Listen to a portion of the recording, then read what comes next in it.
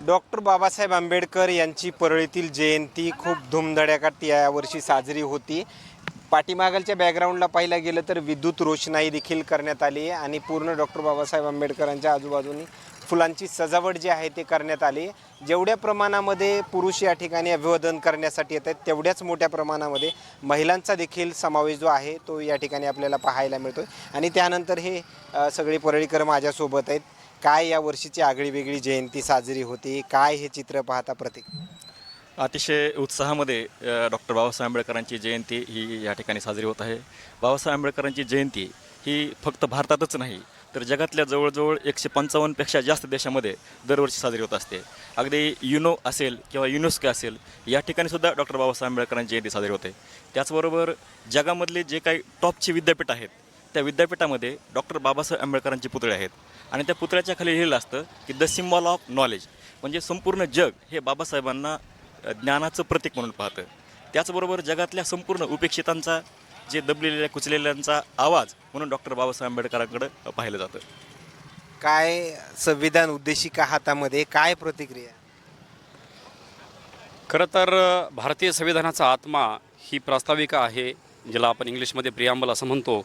आणि एक एक शब्दाची खूप मोठी व्याप्ती आहे. एका एका शब्दावर इथं एक एक दिवस आपण घातला तरी ती व्याप्ती पूर्ण होणार नाही, अशी ही प्रस्ताविका भारतीय संविधान सभेने या ठिकाणी अंगीकृत केलेली आहे, स्वीकारलेली आहे. आणि आज आपण पाहतो आहोत जातीजातीमध्ये, धर्माधर्मामध्ये तेढ निर्माण करण्याचे षडयंत्र या ठिकाणी होत आहेत. आणि त्या षडयंत्रांना कुठंतरी तिलांजली देण्याचं काम या ठिकाणी भारतीय संविधान करत आहे. आणि म्हणून हे संविधान अतिशय मोलाचं असं एक राष्ट्रीय ग्रंथ आपल्या या भारत देशाचा आहे. आणि जे राष्ट्रीय ग्रंथ जो आहे तो बाबासाहेबांच्या लेखणीतून तयार झालेला आहे. म्हणून या ठिकाणी खरे पाहता बाबासाहेबांच्या मूर्तीला अभिवादन करण्यापेक्षा भारतीय संविधानाला अभिवादन करणं ही मी काळाची गरज असं समजतो. काय मागच्या वर्षीची तयारी ही जयंतीची पाहतायत आणि या वर्षीची काय वेगळं चित्र पाहायला मिळतं यावर्षी? सर्वप्रथम महामानव विश्वरत्न डॉक्टर बाबासाहेब आंबेडकर यांच्या 135व्या जयंतीनिमित्त सर्व भारतीयांना व सर्व बहुजन समाजाला जयंतीच्या लाख लाख शुभेच्छा. दरवर्षीप्रमाणे आपण महामानव विश्वरत्न डॉक्टर बाबासाहेब आंबेडकर यांची जयंती मोठ्या उत्साहात साजरी करतो. पण दरवर्षी आपण वेगवेगळ्या माध्यमातून सामाजिक संदेश जयंतीच्या निमित्ताने या ठिकाणी दिला जातो. पण जर आपण आता बघितलं सध्याची परिस्थिती तर मला असं वाटतं की महामानवाच्या विचाराला छेद देण्याचं काम सरकारच्या माध्यमातून या ठिकाणी केलं जाते. आणि निश्चित बहुजन समाजामध्ये जनजागृती 75 वर्षाच्या काळामध्ये व्हायला पाहिजे होती. मला वाटतं निश्चित तेवढ्या प्रमाणात अजून झालेली नाही. आणि बहुजन समाजाने किंवा प्रत्येक महापुरुषाला जातीच्या याच्यामध्ये अडकून न ठेवता आपण जर जातीच्या विरहित त्या महापुरुषाकडे बघितलं तर मला वाटतं निश्चित ज्या महामानवाने आपल्या सर्वांसाठी जीवन जगण्याचा संकल्प केला आणि जे आयुष्य समर्पित केलं त्यांना निश्चित आपण आपल्या कार्यातून त्यांचा विचार घेऊन आपण जर एक सामाजिक सलोखा या ठिकाणी निश्चित ठेवला तर मला वाटतं निश्चित त्यांचं कार्य या ठिकाणी नवीन पिढी घडवण्यासाठी निश्चित आदर्श आहे. म्हणून येणाऱ्या प्रत्येकाला आपल्या जयंतीच्या निमित्तानं आज मी आवाहन करतो की प्रत्येक बहुजन समाजातील वाचकांनी, प्रत्येक कार्यकर्त्यांनी, तळागाळातलं काम करणाऱ्या लोकांना माझी विनंती की बहुजन समाजाने आता महामानवांचं कुठलाही महापुरुष असू त्याला जातीच्या बंधनात न बघता त्यांच्या कार्याकडे बघून त्यांच्या विचारावर चालण्याचा आपण प्रयत्न करूया, एवढा संकल्प या जयंतीच्या निमित्तानं करतो. आणि त्यांना आवाहन करतो की निश्चित आपण महामानवा समजून घेऊन त्यांचं विचार आणि कार्य आपल्या जगण्यात यावं, हीच खरी महामानवांना या ठिकाणी आदरांजली असेल. धन्यवाद. या ठिकाणी पाहिलं गेले तर इथं असलेल्या प्रतिक्रिया, नेमकं काय प्रतिक्रिया, हे सगळं चित्र पाहता एक आनंदाचं वेगळं वातावरण जे आहे ते पाहायला मिळतं. खरं तर सूर्योदय न्यूजच्या माध्यमातून संबंध भारतीयांना आपल्या माध्यमातून प्रथम डॉक्टर बाबासाहेब आंबेडकर यांच्या 135व्या जयंतीच्या निमित्तानं खूप खूप शुभेच्छा देतो. आणि दरवर्षीप्रमाणे याही वर्षी डॉक्टर बाबासाहेब आंबेडकरांची जयंती खूप उत्साहामध्ये साजरी होत आहे. असं नाही की प्रत्येक वर्षी येणारा म्हणजे आपण जसं जसं पाठीमागालचा विचार करता यावर्षीचा विचार करू तर दुपटीनं उत्साह या ठिकाणी वाढलेला असतो. आणि यावर्षीच्या जयंतीचं खास आकर्षण आपण जर म्हणाल तर या ठिकाणी आपल्याला दिसत आहे की तरुणांची संख्या खूप जास्त प्रमाणात आहे. आणि ही नक्कीच आनंदाची बाब आहे की आमच्या तरुणांमध्ये वाचनाचं प्रमाण वाढत आहे, वैचारिक शक्ती वाढत आहे आणि ते वेगवेगळ्या पदावरती सुद्धा जात आहे.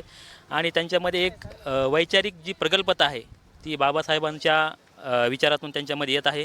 आणि ही उत्तरोत्तर प्रगती अशीच होत जाणार आहे. आणि एक दिवस बाबासाहेबांचं सांगितलेल्याप्रमाणे हा समाज शासनकर्ती जमा झाल्याशिवाय राहणार नाही, ह्याच्यामध्ये आता कुठेही शंका आम्हाला वाटत नाही. आणि आमचा तरुण यासाठी प्राणपणानं काम करेल आणि येणाऱ्या काळामध्ये शासनकर्ते जमात होईल आणि सर्वांनी त्यासाठी प्रयत्न करावे अशी एक मी आपल्या माध्यमातून विनंती करतो आणि डॉक्टर बाबासाहेब आंबेडकर जयंतीच्या सर्वांना पुण्याच्या शुभेच्छा देतो. धन्यवाद. मागच्या वर्षीपेक्षा यावर्षी विनम्र अभिवादन करण्याची संख्या वगैरे वाढली असं वाटतंय का? काय एक मुस्लिम बांधव म्हणून या ठिकाणी अभिवादन करण्यासाठी आलायत, नेमकं काय प्रतिक्रिया?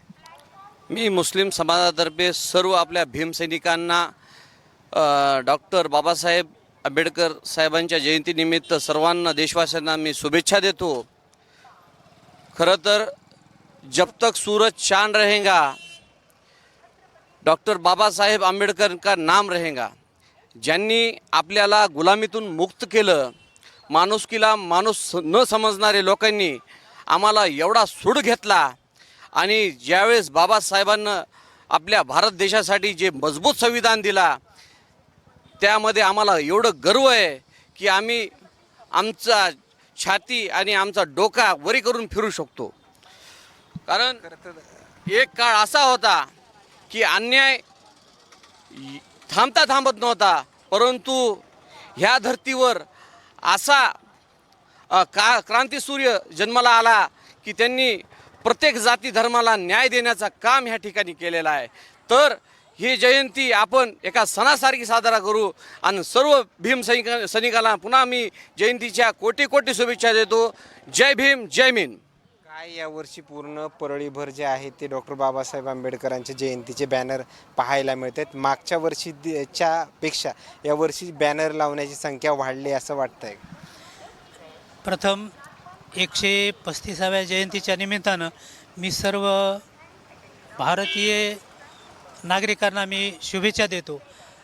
तुम्ही म्हणल्याप्रमाणे पोस्टरची संख्या तर वाढलेली आहे, परंतु यावर्षी पोस्टरच्या संख्येमध्ये आणखीन एक बदल दिसून येतो. तुमच्याही लक्षात आलेला असेल, सगळ्यांनी ओरिजिनल फोटो सोडून दिलेत आणि डुप्लिकेट फोटो छापलेले आहेत, जेणेकरून ते बाबासाहेब आहेत का कोण आहे. तुम्हाला आता बघायचं असेल तर रोडे चौकात जा आणि रोडे चौकात बघा की बाबासाहेब ते जवळून जावं लागेल हे बाबासाहेबच आहेत का म्हणून.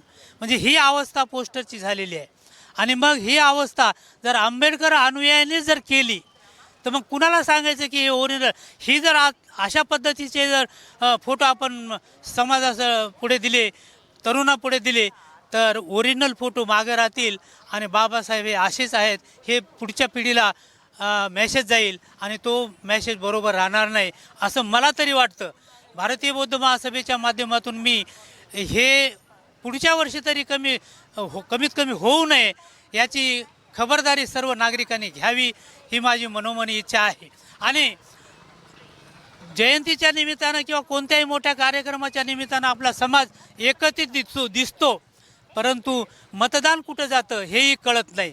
त्यानिमित्तानं मतदानसुद्धा इतक्या मोठ्या संख्येनं आपण जमतो, तर मतदानसुद्धा एवढ्या मोठ्या संख्येनं आपल्याच संघटनेला झालं पाहिजे ही एक मनोमनी इच्छा आहे.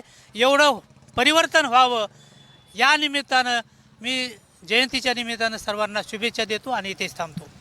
दरवर्षी वही पेन वाटपाचा कार्यक्रम करतात, मात्र यावर्षी देखील छोट्या खाणी कार्यक्रम केला आहे, नेमकं काय प्रतिक्रिया?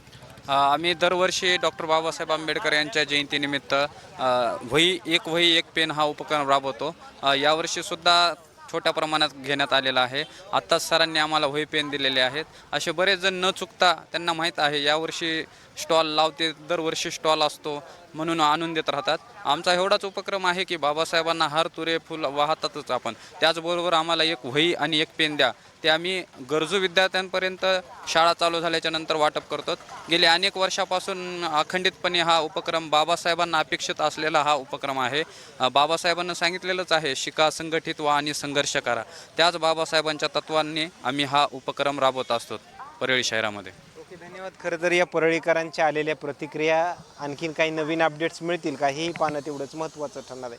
कॅमेरामॅनसोबत सूर्यज मीडिया, बीड, परळी.